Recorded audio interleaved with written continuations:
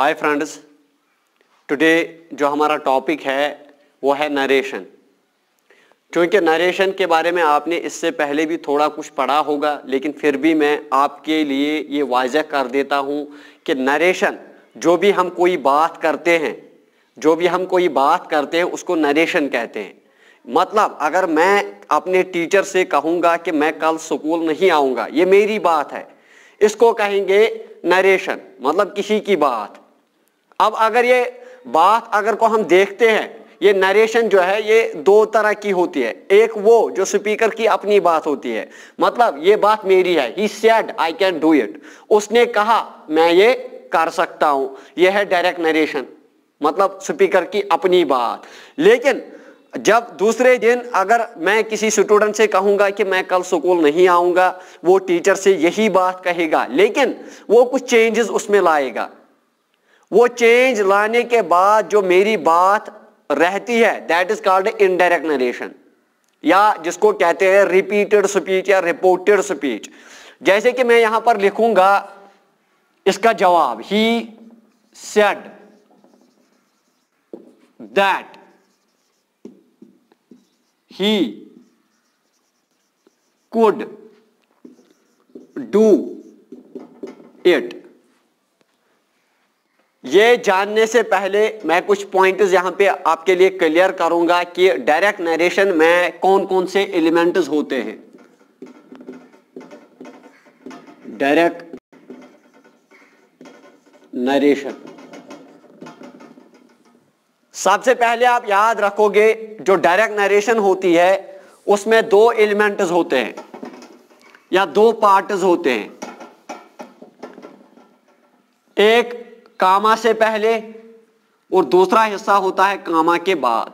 और जो कामा से पहले वाला हिस्सा होता है उसे कहते हैं रिपोर्टिंग स्पीच। Reporting speech. और जो कामा के बाद होती है वो है रिपोर्टेड स्पीच।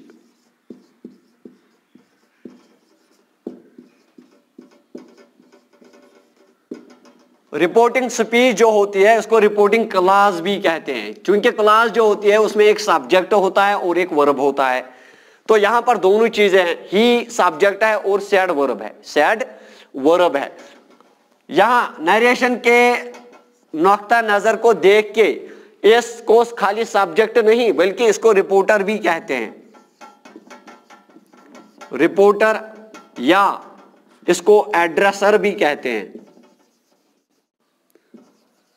और सिंपली आप सब्जेक्ट भी कह सकते हो। और ये प्रोनाउन भी है। इसके बाद बचा सेड। सेड है वर्ब, लेकिन यहां पर इसको कहते हैं रिपोर्टिंग वर्ब। Reporting verb. इसके बाद बहुत सारे सेंटेंसेस ऐसे होते हैं, उसके बाद होता है प्रीपोजिशन एंड ऑब्जेक्ट। वो हो भी सकता है और नहीं भी हो सकता है। और इसके बाद जो ये वाला हिस्सा है इसका भी अपना सब्जेक्ट होता है, इसका भी अपना वर्ब होता है, और ऑब्जेक्ट भी हो सकता है। यहां अगर आप देखोगे, यहां जो ये वर्ब आता है इसको कहते हैं रिपोर्टेड वर्ब। Reported verb. फिर से मैं रिपीट करता हूं, एक डायरेक्ट नरेशन के दो हिस्से होते हैं। एक हिस्सा जिसे कहते हैं रिपोर्टिंग स्पीच या रिपोर्टिंग क्लास, ये कामा से पहले आती है, और दूसरा हिस्सा जो होता है वो आता है कामा के बाद, जिसे कहते हैं रिपोर्टेड स्पीच, या आप लिख सकते हो रिपोर्टेड क्लास भी। और इसके भी अपने हिस्से होते हैं, लाइक रिपोर्टिंग स्पीच। इसका सब्जेक्ट होता है और वर्ब भी होता है, इसका भी सब्जेक्ट होता है और वर्ब भी होता है। और यहां पर वर्ब को रिपोर्टेड वर्ब कहते हैं। अब चेंज करने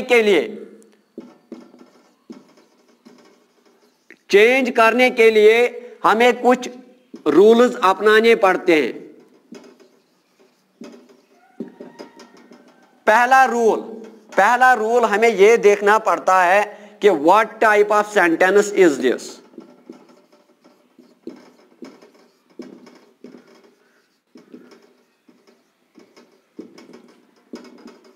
क्योंकि सेंटेंसेस के कई अकसाम है, जैसे असर्टिव सेंटेंसेस होते हैं जिन्हें पॉजिटिव या नेगेटिव सेंटेंसेस भी कहते हैं, असर्टिव सेंटेंसेस।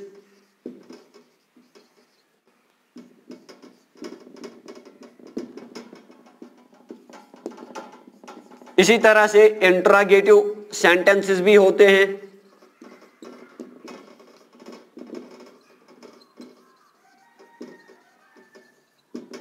तीसरे किस्म है इंपरेटिव सेंटेंसेस।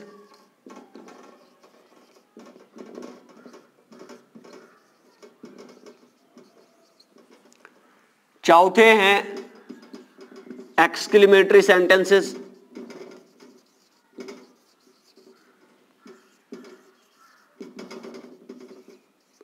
और आखिर में है ऑप्टेटिव सेंटेंसेस।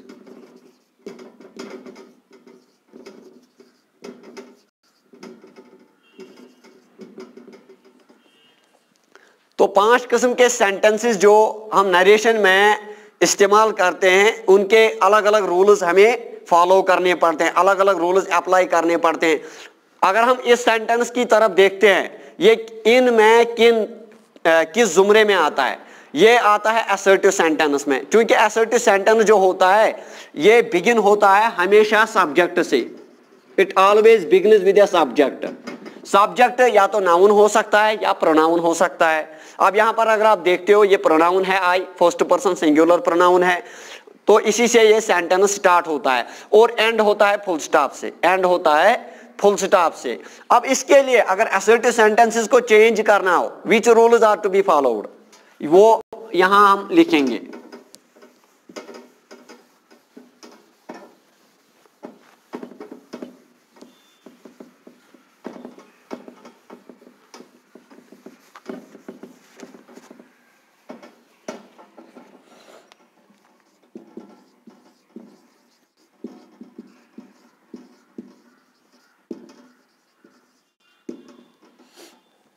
पहला रूल, टू चेंज या टू कन्वर्ट इन्वर्टेड कामा। सबसे पहले हमें चेंज जो लानी है वो है इन इन्वर्टेड कामाज में। वो इन्वर्टेड कामा जो है ये रिमूव करने हैं, और यहां पर असर्टिव सेंटेंसेस में रिमूव किससे होते हैं? ये होते हैं दैट से। तो इसका मतलब ये हुआ ये कामा और ये इन्वर्टेड कामास हटते हैं किससे? दैट से। जैसे यहां पर मैं लिखूंगा इसका जवाब, he said that he could do it. अभी मैंने एक ही चेंज समझाई, वो है कंजक्शन जो हमने इन्वर्टेड कामास के बदले में यूज किया। इसके बाद दूसरी जो इसमें चेंज आती है वो है टेंस चेंज।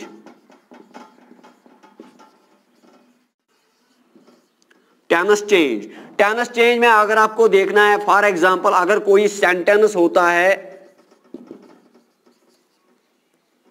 प्रेजेंट कंटिन्यूअस में,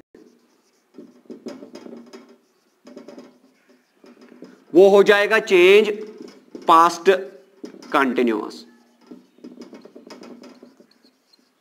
इसी तरह से यहां अगर आप देखोगे इसमें कोई टेंस है नहीं, लेकिन यहां पर इसने मॉडल वर्ब का यूज किया है। अगर आप मॉडल वर्ब्स आपने पढ़े होंगे, मॉडल वर्ब्स कुछ प्रेजेंट दिखाते हैं और कुछ पास्ट दिखाते हैं। अगर हम कैन की तरफ देखते हैं, इसका पास्ट बनता है कुड। इसी तरह से मे का बनेगा माइट। तो यहां पर आपको खाली हेल्पिंग वर्ब को चेंज करना है, ना कि मेन वर्ब को, क्योंकि हेल्पिंग वर्ब चेंज होता है उन सेंटेंसेस में जिनमें ये यूज होता है, वहां हमें मेन वर्ब की तरफ तवज्जो नहीं देना पड़ता है। तो दूसरी चेंज हमें लानी पड़ती है टेंस में। और तीसरी चेंज जो आती है यहां पर वो है प्रोनाउन चेंज। प्रोनाउन चेंज के लिए, प्रोनाउन चेंज करने के लिए हमें एक फार्मूला यूज करनी होगी जिसका नाम है सन 1 2 3। सन 1 2 3 है क्या? अगर आप यहां पर देखोगे, यह 1 2 3 का मतलब है first person, second person and third person. और इसका मतलब है subject object and not changed. First person होता है सब्जेक्ट के मुताबिक चेंज, सेकंड पर्सन होता है ऑब्जेक्ट के मुताबिक, और थर्ड पर्सन होता है यानी कि ये चेंज नहीं होता है। अब अगर यहां हम देखेंगे ये कौन सा पर्सन है, यही रूल इस पर अप्लाई करेंगे। यह है first person I, first person singular, ये हो जाएगा सब्जेक्ट के मुताबिक चेंज, लेकिन सब्जेक्ट हमें इस साइड का लेना है। इस साइड का सब्जेक्ट क्या है? ही। तो यहां मैंने क्या लिखा? He. But you have to remember that it should not be capitalized. Change करने के बाद ये आपको स्मॉल लिखना है। और दूसरी बात, हमेशा एक ही प्रोनाउन कैपिटल आता है, वो है आई, वो है आई। बाकी सारे प्रोनाउन चेंज होते हैं, लेकिन डायरेक्ट में यहां पर हर कोई प्रोनाउन कैपिटल आएगा। इनडायरेक्ट में चेंज करने के लिए यहां स्मॉल आएगा।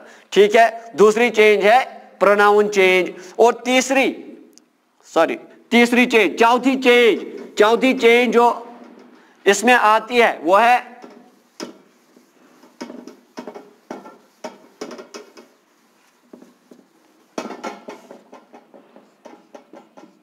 Word change.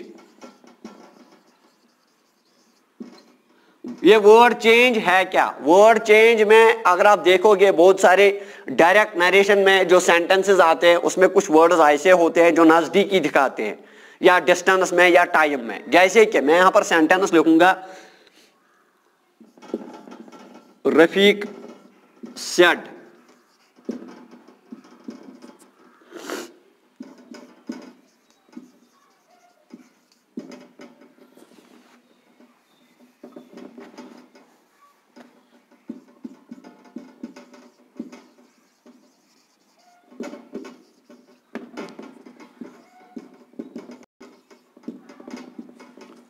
Rafiq said, Rafiq ने कहा I am ready this time, मैं इस वक्त रेडी हूं। यहां अगर आप देखोगे यहां पर ये जो दिस वर्ड है इट इंडिकेट्स नियरनेस, ये नजदीकी दिखाता है।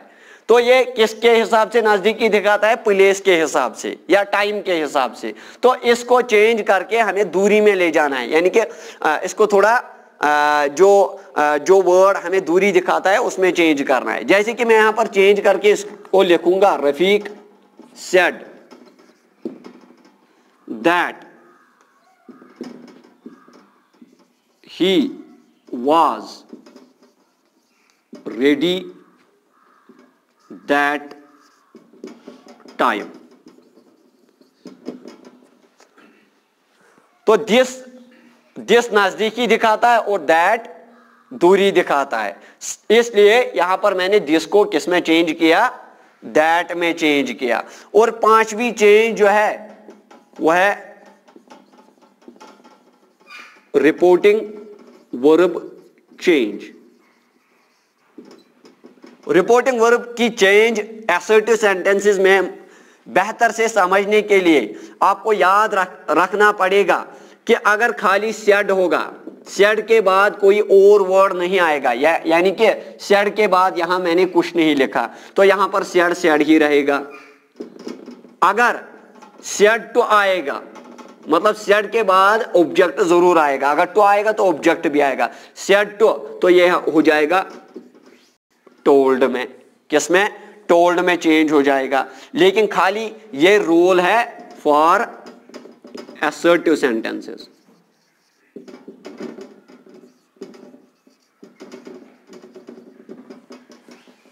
Is this enough? ओके, ये सेड में ही रहता है और सेड टू टोल्ड में चेंज होता है, लेकिन खाली असर्टिव सेंटेंसेस में। बाकी मजीद जो बाकी टाइप्स ऑफ सेंटेंस है उनके बारे में अगले